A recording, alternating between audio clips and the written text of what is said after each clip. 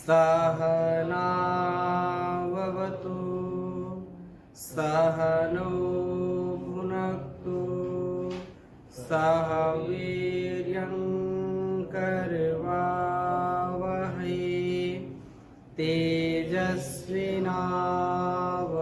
तेजस्विनावधीतमस्तु मा विद्विषावहै। ओम शांति शांति शांति। उपनिषद सुधा की इस कक्षा में आप सबका हार्दिक स्वागत है, अभिनंदन है। ईशोपनिषद के कई मंत्रों को हमने पढ़ा और निश्चित रूप से यह मंत्र हमको नए नए ज्ञान विज्ञान से विभूषित कर रहे हैं। आज 15वें मंत्र का हम स्वाध्याय करेंगे। उसके पहले एक बार पुनः उच्चारण करते हैं। ईशावास्यमिदं सर्वं यत्किंच जगत्यां जगत् तेन त्यक्तेन भुञ्जीथा मा गृधा कस्य स्विद्धनं कुर्वन्निवेह कर्माणि जिजीविषे शतं समाः एवं त्वयि नान्यथेतोऽस्ति न कर्म लिप्यते नरे असुर्यानाम ते लोका अन्धेन तमसावृताः तास्ते प्रेत्यापि गच्छन्ति ये केचात्मनो जनाः अनेजदेकं मनसो जवीयो नैना देवा आप्नुवन् पूर्वमर्षत् तद्धावतोऽन्यते तिष्ठत् तस्मिन्नपो मातरिश्वा दधाति तदेजति तन्नैजति तद्दूरे तद्वन्तिके तदन्तरस्य सर्वस्य तदु सर्वस्यास्य बाह्यता यस्तु सर्वाणि भूतानि आत्मन्येवानुपश्यति सर्वभूतेषु चात्मानं ततो न विजुगुप्सते यस्मिन् सर्वाणि भूतानि आत्मैवाभूद्विजानतः तत्र को मोहः का शोका एकत्वमनुपश्यत सापर्यगाशु क्रमकायमवृणम् अस्नाविरं शुद्धमपापविद्धं कविर्मनीषी परिभू स्वयंभूर्याथा तत्यतोऽर्थान् व्यदधा शाश्वतीभ्यः समाभ्यः अंधं तमः प्रविशन्ति ये अविद्यामुपासते ततो भूयैव ते तमो याहुर्विद्यायां रताः अन्ये देवाहुर्विद्ययात् अन्यदाहुरविद्यया इति शुश्रुमधीराणां येनस्तद्विचक्षिरे विद्यां च यस्तद्वेदो भयं सः अविद्ययां मृत्युं तीर्त्वा विद्यामृतमश्नुते अंधं तमः प्रविशन्ति ये असम्भूतिमुपासते ततो भूयैव ते तमो यावु सम्भूत्यां रताः अन्ये देवाहुरसम्भवात् अन्यदाहुरसम्भवात् इति शुश्रुमधीराणां येनस्तद्विचक्षिरे सम्भूतिं च विनाशं च यस्तद्वेदो भयं सः विनाशेन मृत्युं तीर्त्वा सम्भूत्यामृतमश्नुते। इन मंत्रों तक हमने पिछली कक्षा में चर्चा की थी। आज इसके आगे चर्चा करेंगे और यह मंत्र बहुत ही अच्छा है। मोक्ष मार्ग में क्या चीज बाधा आती है? हम यदि अपने स्वकीय कर्तव्यों को आचरण में लाएं, जैसा पिछले मंत्रों में उपदेश किया गया है वैसा यदि हम आचरण करते हैं तो भी क्या समस्याएं सामने आती हैं। लोक की जो चीजें हैं वो हमको कैसे बाधा पहुंचाती हैं, इस संदर्भ में क्या विषय बाधक है हमारे इस अध्यात्म मार्ग में मोक्ष मार्ग में, तो उसको यहाँ पर स्पष्ट किया गया है और बहुत प्रचलित यह मंत्र है। इसको बिल्कुल हमको स्मरण कर लेना चाहिए। हिरण्मयेन पात्रेण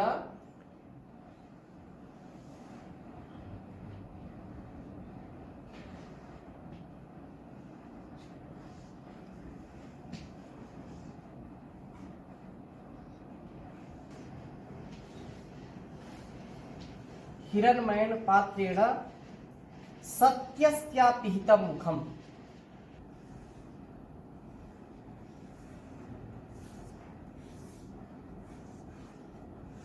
तत्त्वं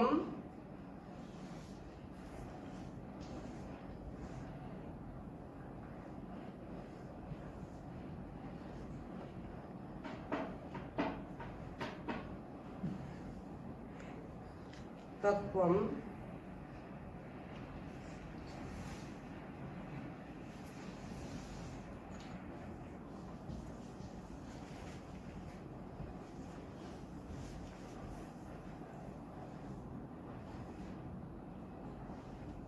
पूषन्नपावृणु।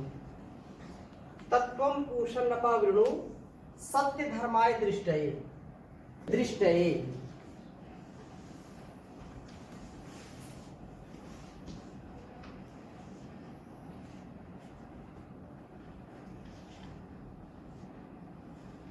उच्चारण करेंगे। हिरण्मयेन पात्रेण सत्यस्यापिहितं मुखं तत्त्वं पूषन्नपावृणु सत्यधर्माय दृष्टये। हिरण्मयेन पात्रेण सत्यस्यापिहितं मुखं तत्त्वं पूषन्नपावृणु सत्यधर्माय दृष्टये। कहीं कहीं पुस्तकों में हिरण्मयेन भी मिलता है पाठ, अधिकतम हिरण्मयेन पाठ मिलता है, तो इसको आप देख लेंगे। अब इस मंत्र का हम थोड़ा सा स्वाध्याय करते हैं। और भाव क्या है इस मंत्र का? बहुत सुंदर भाव है कि हिरण्मयेन पात्रेण। हिरण तात्पर्य क्या है? जो चमकीला है, सोने के समान, जो, क्योंकि सोना भी हिरण उसको बोलते हैं, हिरण्य बोलते हैं, तो वो चमकीला होता है, लुभावना होता है, कंचन और कामनी, जो संसार को लुभाता है। ऐसी जो स्थितियां हैं जिससे व्यक्ति पथ से भटक जाता है, वही यहां पर चर्चा की है कि हिरण्मयेन पात्रेण, कि ये जो चकाचौंध है इस संसार की, जो चमकीला है, चमकीली जो दुनिया है, वो हमको अपनी ओर खींचता है। हिरण्मयेन पात्रेण, हिरण्मयेन, हिरण्मयेन मतलब जो चमकीला है, चमकीले पदार्थ, हिरण्मयेन पात्रेण अर्थात सांसारिक जो आकर्षणमय, चमकीला, ऐसा चमकीला जिससे आंखें हमारी जो है इस चौकाचौंध में बिल्कुल विचलित हो जाएं। अर्थात जब एक उदाहरण से हम इसको समझें कि हिरण्मयेन पात्रेण सत्यस्यापिहितं मुखम, सत्य का जो मुख है वो चमकीली वस्तु से या चकाचौंध कर देने वाले ढक्कन से, सोने जैसे ढक्कन से वो ढका हुआ है, जिससे हम उस सत्य तक नहीं पहुंच पाते जहां हमको पहुंचना चाहिए। तो यहां पर ये प्रार्थना की है कि उसका जो सत्य का मुख ढका हुआ है, तत्त्वम, तत् उस आवरण को, उस पात्र को, जो चमकीला पात्र है, पूषण, पूषण माने पुष्टिकर्ता, पालन करता, पुष्टिकर्ता, पालन करता, परमात्मा जो हम सबका भरण पोषण करने वाला है।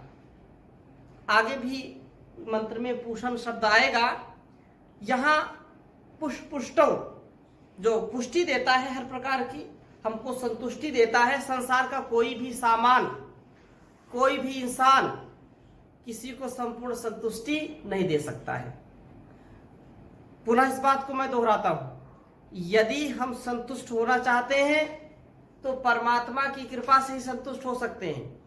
संसार का कोई भी स्थान, कोई भी इंसान, कोई भी सामान व्यक्ति को पूर्ण संतुष्टि नहीं दे सकता है। अब आप कहेंगे संतुष्ट तो हो जाते हैं, कितनी देर के लिए संतुष्ट होते हैं, क्षणिक संतुष्टि मिलती है और अगले क्षण फिर हम असंतुष्ट हो जाते हैं। एक चीज से संतुष्ट हुए और दूसरे से असंतुष्ट हो जाते हैं। एक में थोड़ा संतोष हुआ फिर दूसरा असंतोष आकर के हमको परेशान करता, दुख देता है। लेकिन जो सबसे ज्यादा हमारी संतुष्टि को पूरा करने वाला है, हमारी पुष्टि जो करने वाला है हर प्रकार से, वो कौन है? वो पूषण है। कौन है वो? पूषण। पूषण इसलिए कहा कि वो संसार का पालक और पोषक है। वह हिरण्मय पात्रेण, सांसारिक आकर्षणमय जो पात्र हैं, जो चकाचौंध से सत्यस्यापिहितम मुखम, सत्यस्य सत्य का मुखम, मुख अपहितम, यथार्थ तत्व का जो आपको प्राप्त करने का मार्ग है वो मुझसे छूटा हुआ है। इस चमकीली वस्तु ने उसका मुख ढक करके रखा है। तत्वम, इसलिए उसको तत्वम है परमात्मा, तुम, यहां पर क्या कहा? तत्वम। तत् माने उसको, त्वम माने तुम, दो चीजें हैं यहां पर। मैं उत्तम पुरुष, संस्कृत की भाषा में मैं क्या हूं? उत्तम पुरुष। और तुम क्या है? मध्यम पुरुष। तो मैं और तू, यद्यपि ऐसे लोक में किन्हीं किन्हीं क्षेत्रों में तुम या तू का प्रयोग करते हैं, बाकी कई ऐसे प्रांत हैं जहां पर तू तड़ाक करना अच्छा नहीं समझा जाता। अगर वो तू बोल दिया तो हो सकता है पत्नी ने पति को तू बोल दिया तो 2 दिन उसको भोजन ही हजम नहीं होगा। लेकिन कहीं कहीं एक क्षण के लिए भी वो जो है तू कहना बंद ही नहीं करते। पति को तू बोलते हैं, पत्नी को तू बोलते हैं, तूने खाना नहीं बनाया है, तू क्या करती है दिन में घर में? तो पति को बोलती खाना लगा है, तू आजा खा ले, ऐसा बोलते हैं। लेकिन लोक की जो दृष्टि है, कहीं कहीं किन्हीं किन्हीं प्रांतों में तू कहना अच्छा नहीं माना जाता। छोटे बच्चों को भी तू नहीं कहते, आप कह के बुलाते हैं, जबकि बड़ों को आप बोला जाता है। फिर भी बच्चों में वाणी व्यवहार परिपक्व हो, इसलिए उनको कहते हैं आप भोजन कर लीजिए। छोटे बच्चों को भी मां बोलती भोजन आप कर लीजिए, क्योंकि वाणी का प्रयोग गलत ना हो। यहां इस आशय से अब ये आप विचार करेंगे कि जब वहां पर ऐसी बात है तो यहां तुम का प्रयोग किया है, परमात्मा के लिए तुम का प्रयोग करते हैं और अपने लिए प्रयोग नहीं करते, तो ये लोक है। कहीं उसको अच्छा मानते हैं, कहीं अच्छा नहीं मानते हैं। परमात्मा और अपने में हम दूरी ना समझें, निकटता, किसी का बीच में इंटरफेयर ना समझें। ना हम इंटरफेयर चाहते हैं, ना हम बीच में कोई मध्यस्थ चाहते हैं, हम डायरेक्ट बात करना चाहते हैं। हाँ, प्रथम, मध्यम और उत्तम 3 है ना, तो हम बिल्कुल, यद्यपि आपका प्रयोग करेंगे तो भी आपसे चर्चा होगी, लेकिन एक सम्मान की दृष्टि से, संकोच की दृष्टि से ऐसा लगता है। लेकिन जब निसंकोच वार्ता की बात आती है तो वहां पर तुम का प्रयोग करते हैं। त्वमेव माता च पिता त्वमेव बंधुश्च सखा त्वमेव विद्या द्रविड़म त्वमेव सर्वम मम देव देव। तो आप जो है इस दृष्टि को यहां पर समझने का प्रयास करिए कि यहां पर तुम का प्रयोग किया है उस परमात्मा के लिए, तुम ही पिता। वहां और अनेक वेद मंत्र आते हैं जहां पर उस ईश्वर को तुम से संबोधित किया है, तुम, कि जहां तू ना रहे, मैं ना रहूं, हम एक दूसरे से मिल जाएं, कोई भेद ना रहे। तो हे परमपिता परमेश्वर, पुष्टिकर्ता दाता, आप उसको अपावृणु, उसको क्या कर दीजिए?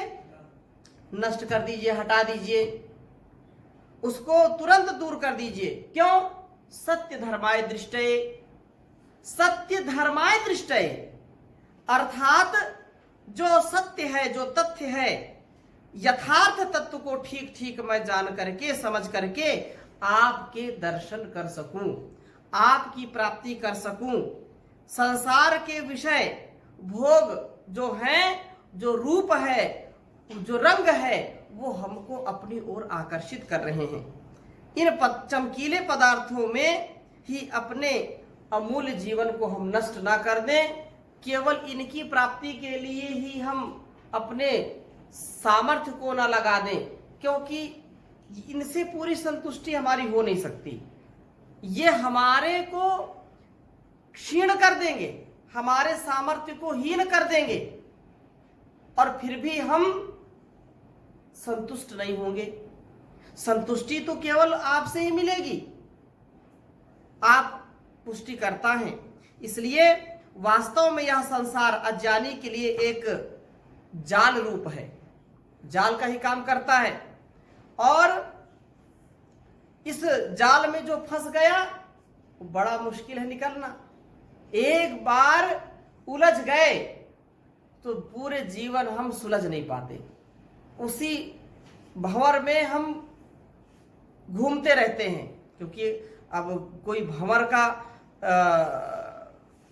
अनुभव न किया हो तो उसको तो कुछ समझ में नहीं आएगा, लेकिन एक बार भंवर में यदि कोई फंस गया तो वो अगर बच गया तो वो बोलेगा कि उसका अनुभव क्या है, कि ये भंवर कितना खतरनाक होता है। लेकिन जो अनुभव ही नहीं करता कि भंवर है, और भंवर मतलब इस संसार के चक्र में जो फंसा हुआ है उसी में आनंद ले रहा है, वो दुख भी झेल रहा है, लेकिन उसको पता नहीं चल रहा कि वास्तव में दुख है कि सुख है। तो ऐसी दृष्टि हमको मिले कि हम इससे निकल जाएं, इसमें फंसे न रह जाएं, क्योंकि निकलना बड़ा दुष्कर है। जर जोरू जमीन को अति महत्वशाली पास माने। अब ये कोई कह दे कि इनको पास माने तो फिर मुक्ति कहाँ है। अर्थात जो कुछ भी संबंध हम जी रहे हैं, हम पत्नी हो पति हो, पुत्र हो पुत्री हो, प्राध्यापक हो विद्यार्थी हो, नेता हो प्रजा हो, अपने कर्तव्य का पालन करें, आसक्ति से रहित होकर के कार्य करें। उनके सुख के लिए, झूठे अभिमान के लिए हम किसी का अपमान न करें, किसी को सताएं नहीं। अपने घर को बसाने के लिए, अपने व्यापार को चलाने के लिए किसी के घर को उजाड़े नहीं, किसी के व्यापार को हम उजाड़े नहीं।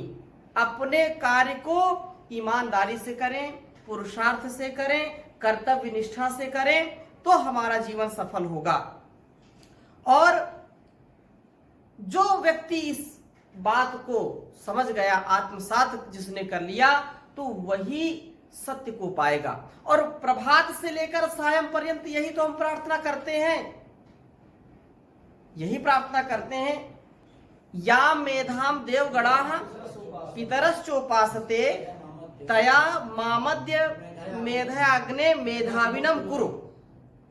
वैसी मेधा से, वैसी बुद्धि से, वैसे सत्य ज्ञान से मुझको ओतप्रोत कर दीजिए जिससे मैं आपके दर्शन पा सकूं। धीमहि धियो यो नः प्रचोदयात्। मेरी बुद्धि को सन्मार्ग क्यों लगाइए, यही तो हम प्रार्थना करते हैं। जब ऐसी प्रार्थना करेंगे तो निश्चित रूप से परमात्मा हमारा कल्याण करेगा, इसमें कोई संशय नहीं है। पिछले मंत्रों की चर्चा में बहुत सारी चर्चाएं हुई और ये बात निकल के आई कि हम अपने जीवन को कर्तव्य और अकर्तव्य को समझ करके करें, संभूति असंभूति को समझ करके करें, विद्या अविद्या को, दोनों स्वरूप को समझ करके संतुलित जीवन जीने का प्रयास करें, क्योंकि इसके बिना हमारा कार्य चल नहीं सकता है। एक ज्ञान मार्ग है, एक कर्म मार्ग है, तो ज्ञान और कर्म दोनों को मिला करके हमको जीना है। ऐसी दृष्टि से उस जो है परमात्मा को, जो सबसे ज्यादा महत्वशाली है, वह हमको इस बंधन से निकालेगा। जो व्यक्ति इसमें फंसा रहता है वह पापरत हो जाता है, पाप से युक्त हो जाता है, अंधे के समान हो जाता है। वो जानता हुआ भी इससे उबर नहीं पाता है, वो काम क्रोध लोभ मोह में जकड़ा रहता है, मोह आदि के वशीभूत हुआ, सत्य को, धर्म को और ईश्वर स्तुति, प्रार्थना, उपासना को आचरण में नहीं उतार पाता है। जैसे न्यायाधीश लोभवश अन्याय करता है, झूठ बोलता है, असत्य जो है गवाही पर निर्णय दे देता है, चोर चोरी करता है, कामी कामना का शिकार हुआ, और जो पशु से भी ज्यादा जिसका जीवन जो है गिर जाता है, पतित हो जाता है, धान से व्यक्ति इतना पागल हो जाता है कि उसका आचरण बिल्कुल पतित हो जाता है, आचरणहीन हो जाता है। ऐसे व्यक्ति को निश्चित रूप से कभी भी मुक्ति, कभी भी उसको दुखों से मुक्ति या इस संसार से मुक्ति नहीं मिल सकती।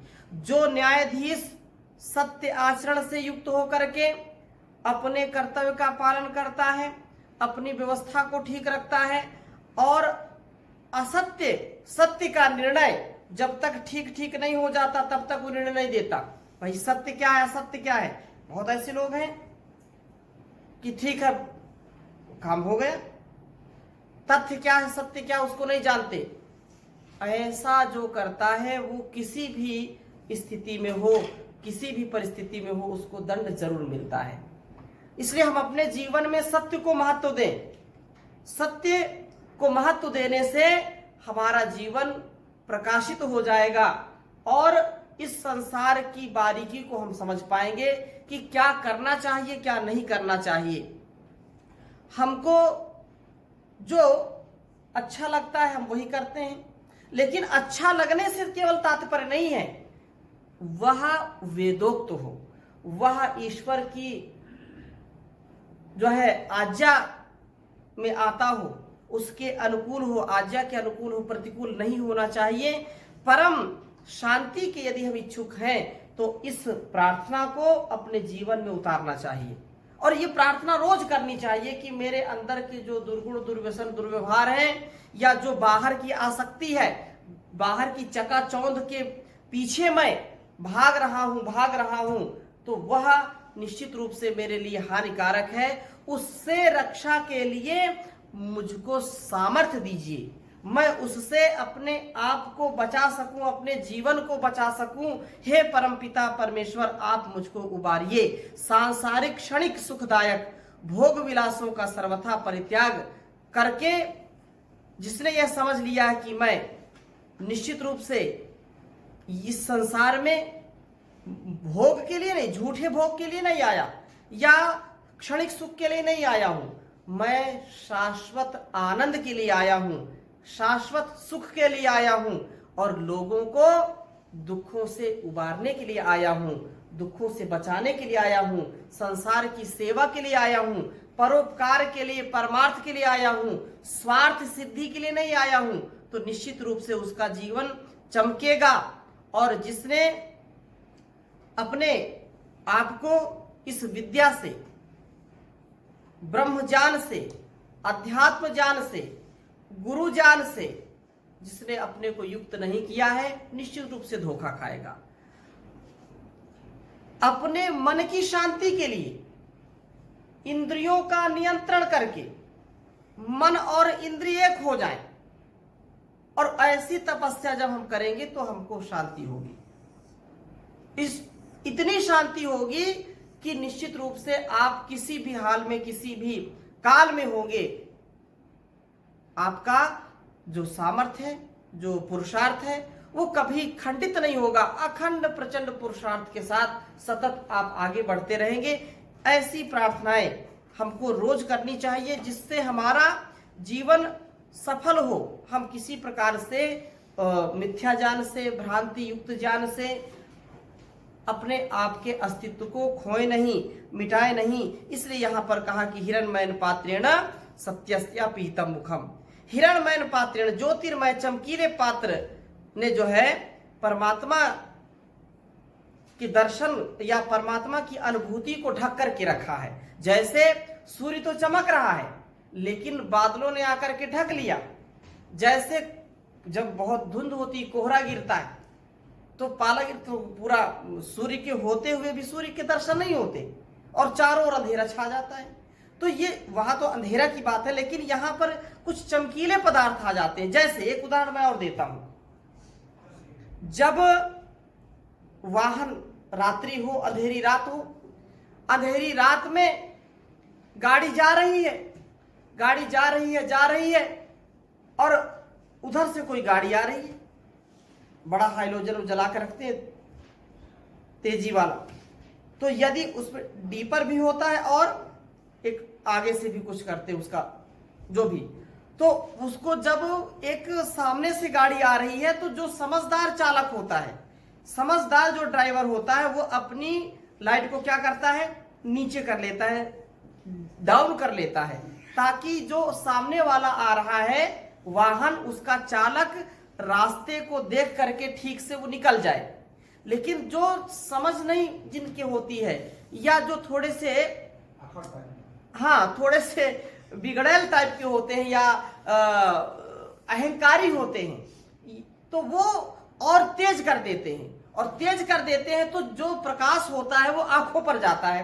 आंखों पर जैसे पड़ता है चमकीला, वो चमकीली जो रोशनी है, तो व्यक्ति पता नहीं, क्योंकि बाहर तो कुछ उसके बगल में दिखाई नहीं पड़ रहा, सैकड़ों एक्सीडेंट हो जाते हैं रात्रि में। इसलिए बहुत सावधानी से लोग चलते हैं कि डीपर मार हो जा पार। एक तो ये होता है कि पीछे से जो जाता है वो बोलते हैं डीपर मार हो जा पार, लिखा देते हैं, लेकिन आगे जो आने वाला है वो यदि दुष्टता कर दे तो गाड़ी हमारी खंदक में चली जाती, खाई में चली जाती है, क्योंकि हमको कुछ दिखाई नहीं पड़ रहा है। चमकीले पदार्थ ने हमको अंधा बना दिया। वही भाव यहां हम समझने का प्रयास करें कि संसार का जो भोग है, संसार की जो चकाचौंध है, वो हमारे ज्ञान को ढक लेती है, हमारे विवेक को बट्टा लगा देती है। इसलिए हम उससे बचें, क्योंकि अंधकार से तो लड़ा जा सकता है, प्रकाश जब होगा तो लड़ेंगे, लेकिन यदि कोई ऐसा प्रकाश जो हमको धोखा देने वाला हो तो उससे बचना बड़ा मुश्किल है। इसलिए यहां पर ये प्रार्थना की है कि जो प्रकृति के भोग हैं, संसार की चमक दमक है, ऐसे इस भोगों ने, जो महाठगनी माया ने प्रभु को मनुष्य की दृष्टि से ओझल कर दिया है, संसार के भोगों में आसक्त यह मानव उस प्रभु के दर्शनों से वंचित हो गया है। प्रकृति के प्रलोभनों और आकर्षणों से मनुष्य की आंखें बिल्कुल चौंधिया गई हैं, इसलिए वह उसको चाह करके भी देख नहीं पा रहा है। जो लोग इस माया से अपने आप को बाहर निकाल लेते हैं, प्रकृति के चक्र में नहीं फंसते हैं, अपने उद्देश्य को प्राप्त कर लेते हैं। और जो फंस जाते हैं माया में, इस चकाचौंध में जो फंस जाते हैं, वो अपने उद्देश्य से भटक जाते हैं। इस विषय में निश्चित रूप से आगे हम और चर्चा करेंगे, ताकि और इसको अच्छी प्रकार से समझ पाएं। आज की कक्षा को यहीं पर विराम देते हैं। ओम शांति शांति शांति।